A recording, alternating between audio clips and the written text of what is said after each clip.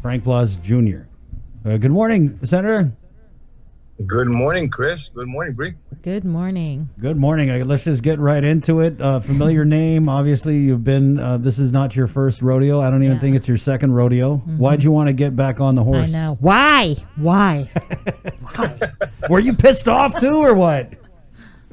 I think a lot of people are upset at the way things are going right now, and I felt that there are things that I can still contribute to. I feel very strongly about the future of our island and the prospect, the opportunities that exist, and I wanted to work on ways to be able to make sure that we can open these opportunities to our people, so that we can grow an economy, we can create a different leg of the economy other than what we're relying on right now. I've had, being in the private sector and having to deal with the bureaucracy called the government of Guam. There are also things that I want to look into that I've had discussions with other business people, and based on my experience as well, of making it a friendlier place to be able to start a business and grow a business and sustain a business, and build an economy and build a future for our island, for our families. But Senator, was there one thing, just in everything that you've witnessed over the last several months, was there just one thing that you could kind of nail down, where you were like, oh hell no, I gotta run, I gotta get in there, I gotta help fix this? Yeah. What was your finger snap moment? Just one thing. Was it a bunch of one things? Okay.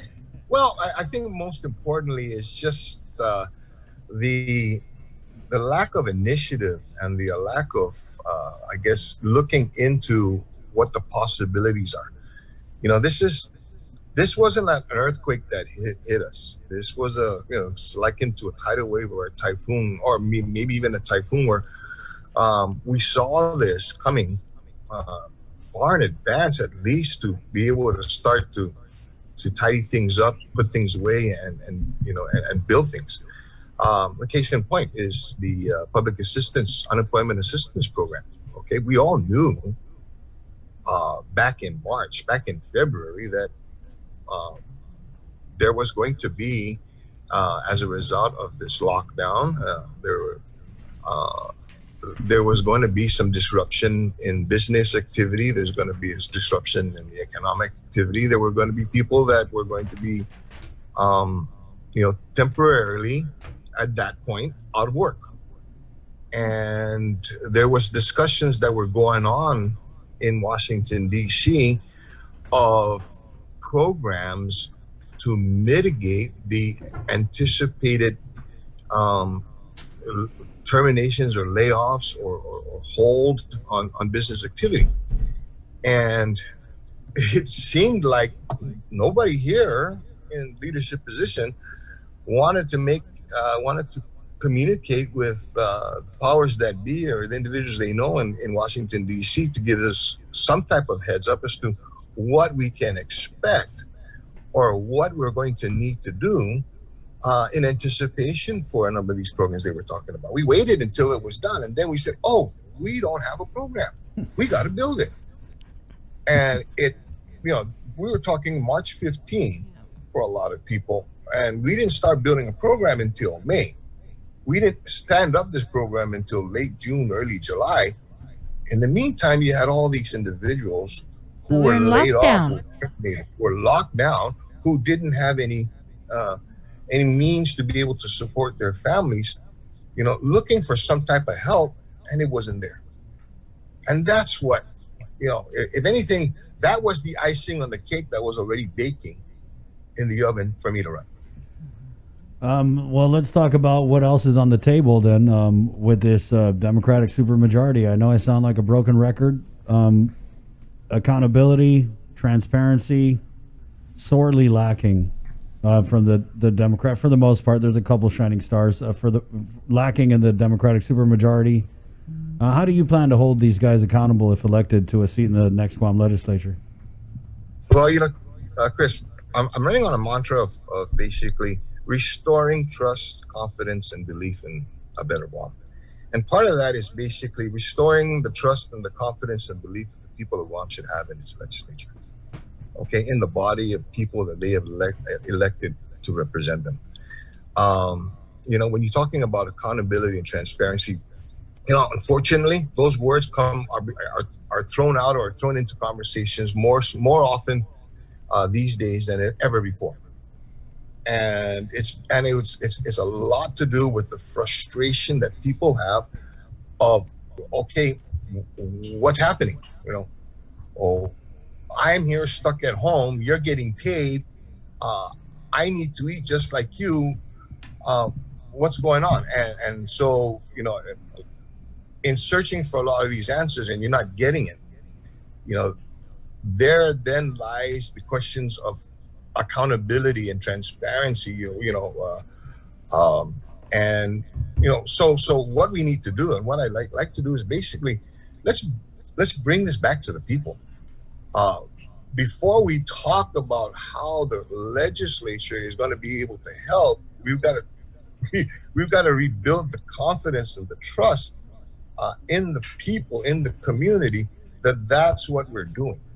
And that means having more of a conversation with people, listening to them more. I'll go to another thing that I'd like to be able to work on if elected back into the 36th Guam legislature. We have this process called the public hearing in the legislature. And just in its definitions, you're supposed to hear the public. Far too many times, and even when I was legislator in the past, there are times that I'm sure you've seen it, Chris, because you and I have had this conversation. I literally just excused myself from the hearing because I didn't like the tone that it was taking. We were there to hear the public, yet it was the public hearing from us, from the body, from the legislature. And we weren't getting the information we need. We were hearing another person's bid for the next election. And so what I want to do is bring that process back so that it is a hearing to hear the public. It's the quote of public hearing.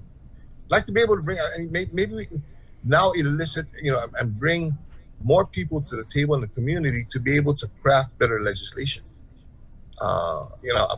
The 15 individuals that sit there, should never, and I would never profess to be the know-it-all.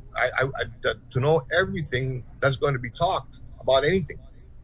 And there are individuals that are in the community that are subject matter experts that have experience in this, that can help us to craft a better legislation, but we have to give them that opportunity. Mm-hmm. And so that's one of the things I want to work on in bringing back that credibility, that trust, that confidence, and holding all of my colleagues to this, Republican or Democrat. Right. But Senator, if it's another Democrat majority and a lot of these Democrats return, you might end up facing the wall. Yeah, they're going to make you face the wall for 2 years. Having a public hearing. Just ask Senator Moylan. Right. I want to remind you, when I think it was the 31st Guam legislature. Okay, back then we were the minority as well, and at that time, on the Republican side, I was the incumbent with most experience. Everybody else that I had with me on my side were all first-term legislators, and we were up against the likes of B.J. Cruz, Ben Pangilinan, Tom Atta, Roy Respicio, Judy Want that, and we still were able to pass meaningful legislation to help the people. That was basically authored or co-authored, co-sponsored by Republicans. Okay, there are processes in the way. I've always been one known to be able to work on both sides of the aisle, and for a very simple reason, for a very uh, a simple way of doing this. Republican and Democrats sit is for me is an August to November thing. Afterwards, it's working for the people, and it's whether I am talking to a Democrat constituent or Republican colleague or a Democrat administration. It doesn't matter to me. It's let's have a conversation, and I'll stick to it. Let's have a conversation about what's best for our people. Yeah, it's interesting, Senator, because it almost seems like they do it reverse. It's like August or November. Yeah, we're going to work together. We're going to work together. And then, come January swearing in, it's super, hyper, ultra, mega partisan.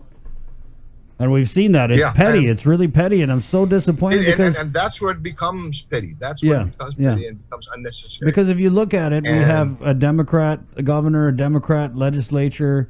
They had the power to do big things. And instead it just kind of devolved into, let's just poo on the Republicans any chance we get. And that's another frustration. If they have the power to do big things, where's the big things? Okay, where's the big things? All right. And so, I'm going to be very blunt about it. Do they know what they're doing? Okay. And that statement just probably ironed a lot of my, Democrat friends. But sometimes truth hurts. Ow. And so, I'm ready to work with them. All right. I don't know if they're going to want to work with you after that. Yeah, they will. Senator, what do you say to those people who are, and you're hearing this kind of in this election, is they're like, not to be specific, but, for example, Frank Blas Jr., he had his chance. He was in there. How do you respond to that kind of criticism that's going around? And people have their own opinions. I respect it. It's my job to be able to try to convince them otherwise. I think that I'm going to bring experience to not only just in the process, but experience, from being a member of the community, being a frustrated, member of the community, having to try to keep a business open in the midst of this crisis that we're in. I have, I can relate to a lot of their worries because I have to live it. Mm-hmm. I lived it as well. And so, in that experience as well, I know how to get through the processes.